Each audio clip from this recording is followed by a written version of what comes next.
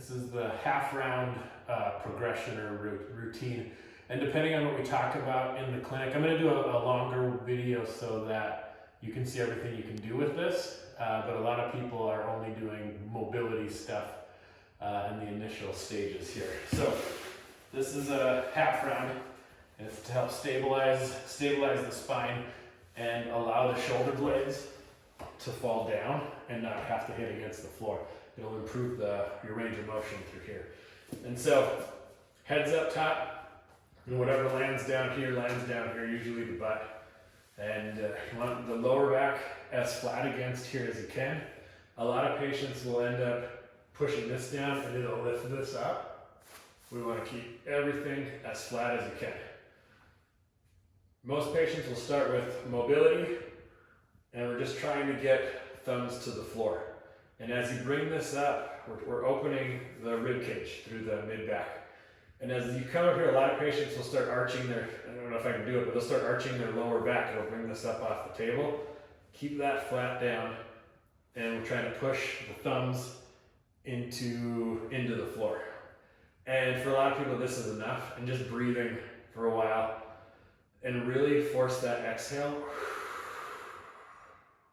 And you'll feel your rib cage open up, and people will get sore right through here doing this because of the hunch they've created in their mid-back. So that's the first thing, is just the range of motion.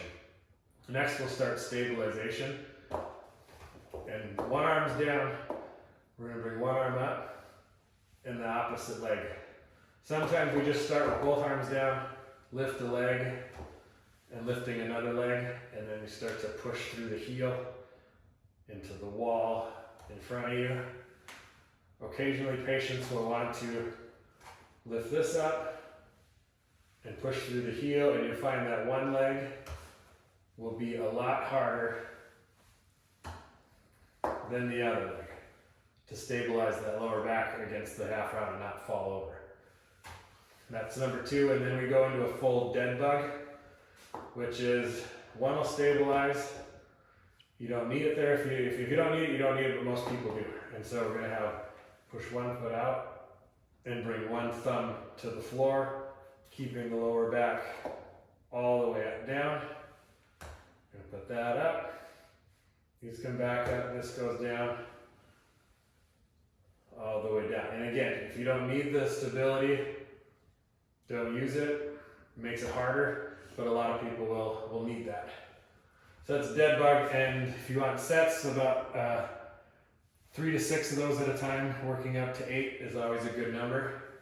For rotation, grab some kind of weight, it doesn't have to be a kettlebell, but with this, we're gonna slowly start turning to one side and the other side, and you'll notice the arm almost falling over because of weakness right here. And so we do that both sides 4 to 8 times. And as you get better with it, you can bring that over and lift the leg up, and hopefully I don't fall over. You bring that over and lift the leg up, and try to keep that muscle tight back down to the ground. Oh, and the way you set this down, bring it to your chest and roll it to the side. Don't just manhandle it like I just did there.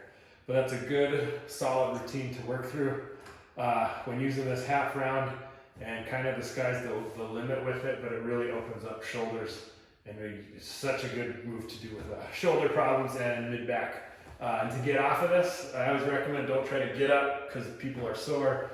Just roll straight off of it and then pick yourself up.